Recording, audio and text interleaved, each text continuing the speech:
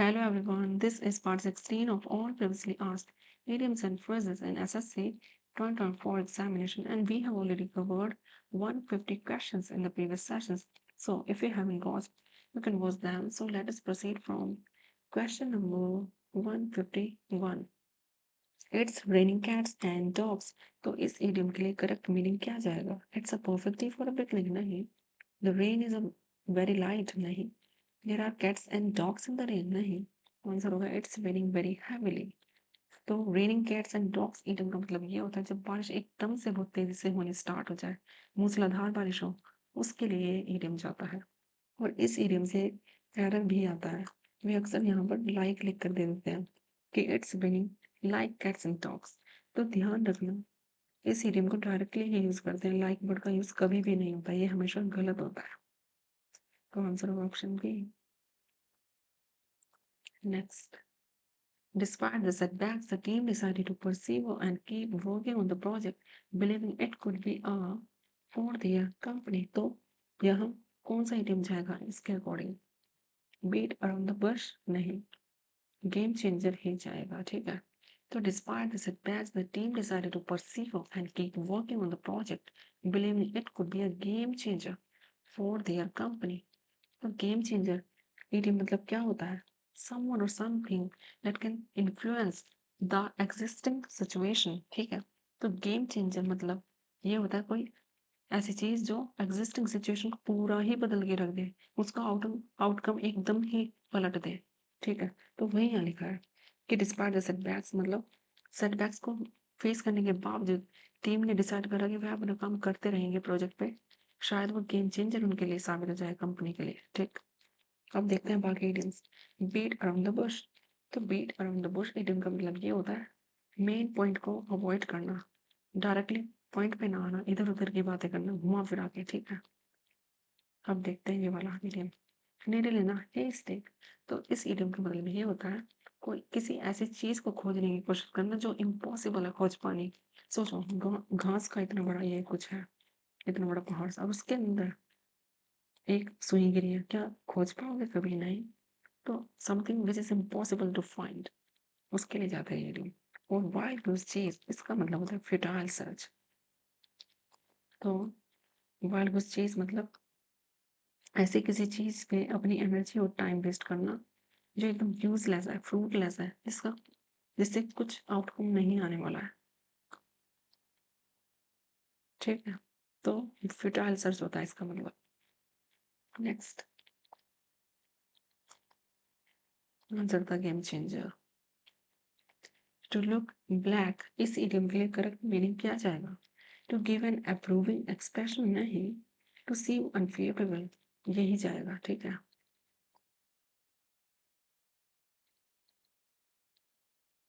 तो to look black मतलब क्या होता है?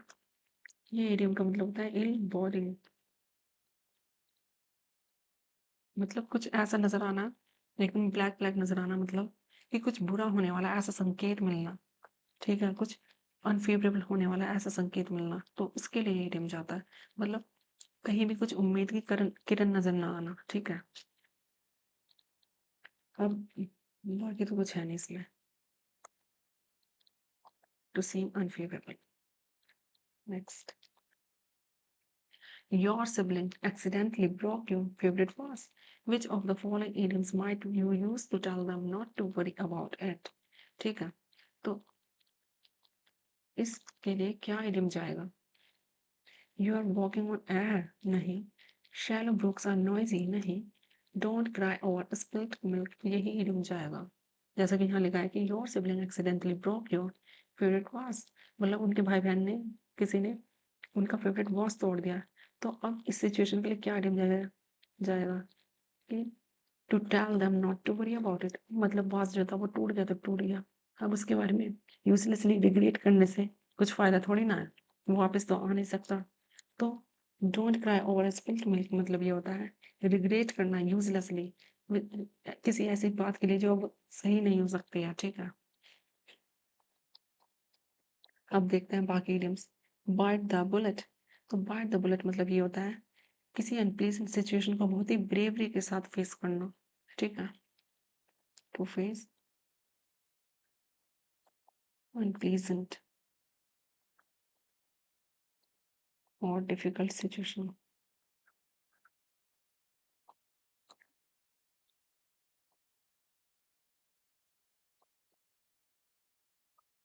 With bravery, साहस के साथ किसी बुरी परिस्थिति का सामना करना, ये मुश्किल परिस्थिति होगा, ठीक है। अब देखते हैं ये वाला, you are walking on air. तो इस इडियम का मतलब ये होता है हवा में चलना एकदम, जब बहुत खुश होते हैं तो ये इडियम उसके लिए होता है जब बहुत ही रिलेटेड फील करते हैं, खुश होते हैं एकदम, यूफोरिक।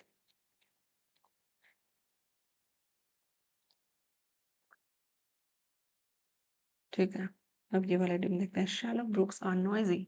तो ये इडियम उन लोगों के लिए जाता है जो बहुत ज्यादा बातें करते हैं और चीजों के बारे में बहुत गहराई से नहीं सोचते हैं। जैसे कि वो होता है ना, हिंदी में भी बोलते हैं कि सिक्के ही खनकते हैं, नोट कभी नहीं खनकते। मतलब जिनकी वैल्यू ज्यादा है वो ज्यादा नहीं बोलते हैं, बातें वही करते हैं जिन्हें थोड़ा ही ज्ञान है। मतलब जो चीजों को बहुत, मतलब उन्हें थोड़ा सा ही ज्ञान हो गया उसके ही बारे में गाने लग जाएंगे। तो शैलो ब्रुक्स आर नॉइजी, ठीक है, तो समझ गए होंगे आप। और क्या बचा, और नहीं बचा कुछ। Next, his remarks made the matter worse। तो मेड द मैटर वर्स, इस इसके लिए क्या इडियम जाएगा, मेड अ स्प्लैश नहीं, added a fuel to fire, यही जाएगा, ठीक है। तो added a fuel to the fire idiom मतलब ये होता है किसी चीज को और बद से बदतर कर देना, जो पहले से ही खराब थी और ज्यादा खराब कर देना। तो वही वही यहाँ लिखा है कि his remarks made the matter worse, ठीक है। और इसी की तरह एक और इडियम है, to add salt to injury, जले पे नमक छिड़कना, ठीक है। अब बाकी देखते हैं, जैसे स्पिल द बीन्स, इसका मतलब क्या होता है, रिवील कर देना कोई सीक्रेट, ठीक है।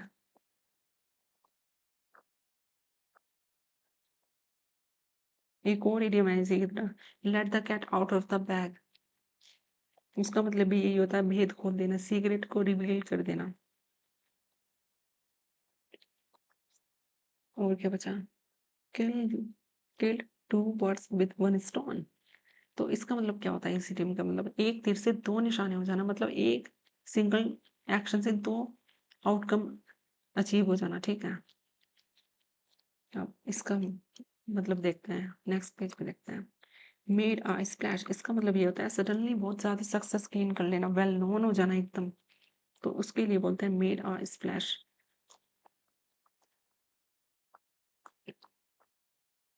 To become very successful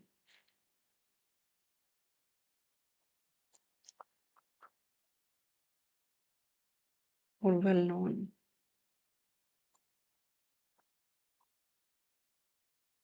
suddenly, ठीक है, एकदम से।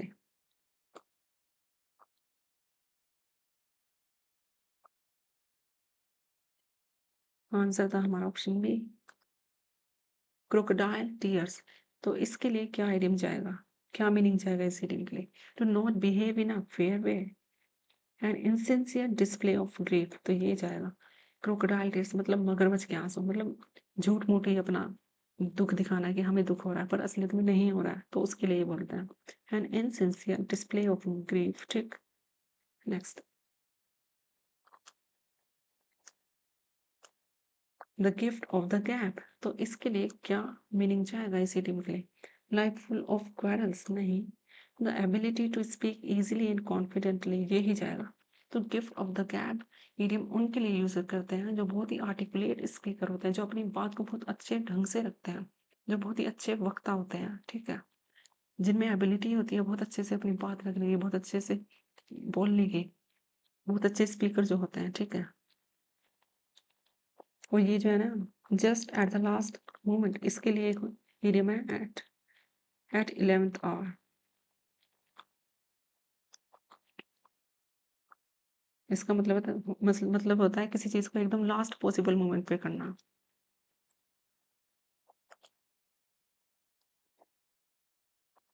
Next, feel the pinch, race quality नहीं, एक्सपीरियंस हार्डशिप, यही जाएगा इसके लिए। तो फील द पिंच मतलब ये होता है मुश्किल फेस करना। ये वैसे ना बेसिकली फाइनेंशियल ट्रबल के यूज होता है, जब पैसों की तंगी महसूस होती है तो उसके लिए ही एरियम यूज होता है कि feel the pinch, experience hardship, ठीक है, टू एक्सपीरियंस फाइनेंशियल ट्रबल।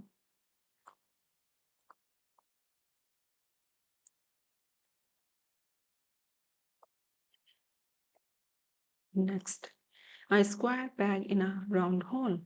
तो इस इडियम के लिए करेक्ट मीनिंग क्या होगा? A person who is criminal by nature, नहीं। A person who fits the job, नहीं। A person who doesn't fit the job, तो यही जाएगा इसके लिए आंसर। सोचो, एक स्क्वायर पैग है और एक राउंड होल है, तो ये क्या स्क्वायर कभी इसमें फिट हो पाएगा? नहीं। जब ये सर्कल है होल, तो इसमें सर्कल ही तो फिट होगा, तो स्क्वायर तो फिट हो ही नहीं सकता। तो अ person who doesn't fit the job, उसके लिए जाता है square peg in a round whole, ठीक है। Despite their differences, the countries found common ground and buried the hatchet. तो buried the hatchet, इसका मीनिंग क्या होता है? To continue a conflict, नहीं।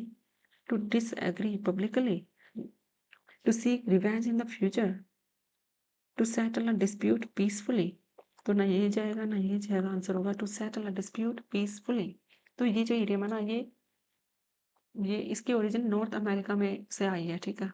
वहाँ पे एक वॉरिंग ट्राइब रहा करती थी, तो उनमें आपस में लड़ाई चलती रहती थी। तो जब वे आपस में सुलह करते थे तो दोनों तरफ के लोग अपनी हैचेट, कुल्हाड़ी को बरी कर देते थे, ठीक है। तो इसका मतलब ये होता था कि अब उन्होंने पीस पीस ऑक्यूपाई कर ली है, ट्रूस हो गया उनमें, शांति हो गई है, ठीक है। तो इसका मतलब ये होता है to settle a dispute peacefully, ठीक है। तो बरी द हैचेट। तो ये हमारा लास्ट क्वेश्चन था इस सेशन का। Thank you. And if you feel this session fruitful, then you can subscribe to my channel, okay? Bye.